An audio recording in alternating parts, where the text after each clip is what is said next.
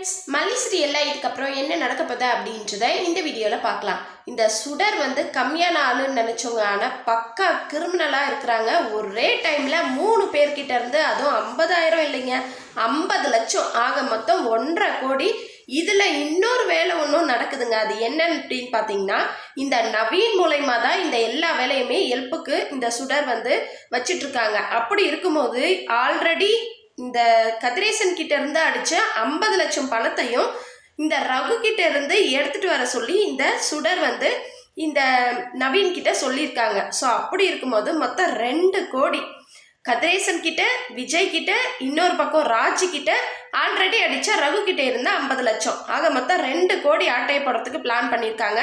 சரிங்க, பணத்தை எடுத்துட்டு போயிட்டு இருந்த நம்ம வெண்பாவை விட்டுட்டா பிரச்சனை இல்லை. ஆனால் ஆளுக்கிட்ட ஒவ்வொரு மாதிரி பேசிட்டு இருக்காங்க. ஒவ்வொரு இடத்துல வந்து 50 லட்சத்தை எடுத்துட்டு வர சொல்லியிருக்காங்க.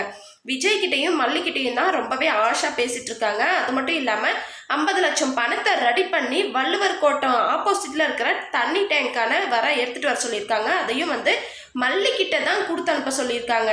அது மட்டும் இல்லாமல் மல்லி அழுறதை பார்த்து ரசிச்சுட்டு இருக்காங்க. சுடர் ஃபோன் பண்ணி ஃபோனில் பேசிட்டு இருக்கும்போது, நீ அழணும் மல்லி, நீ இது என்னை ரொம்ப தவிக்க விட்டுட்ட அப்படின்னு சொல்லிட்டு கொஞ்சம் சென்டிமெண்ட்டாக பேச ஆரம்பிச்சிடுறாங்க.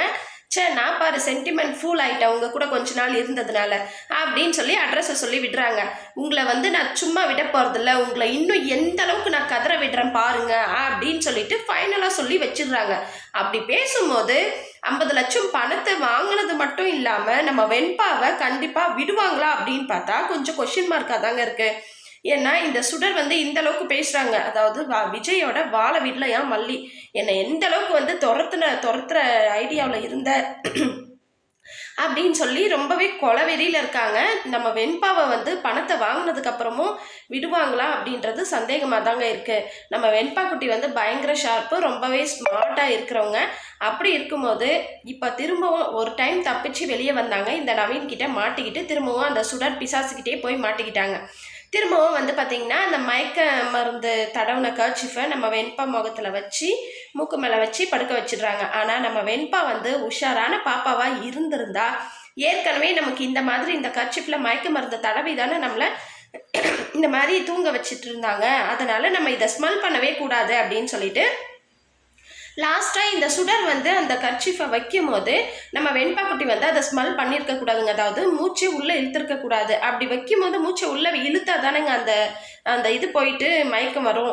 அதனால் மூச்சை உள்ளே இழுக்காமல் அப்படியே மூச்சை வச்சுக்கிட்டு அந்த கர்ச்சிஃபை எடுத்ததுமே அப்படியே மயக்கம் போட்டு விழுற மாதிரி நம்ம வெண்பா குட்டி வந்து மயக்கம் போட்டு நடிக்கணுங்க.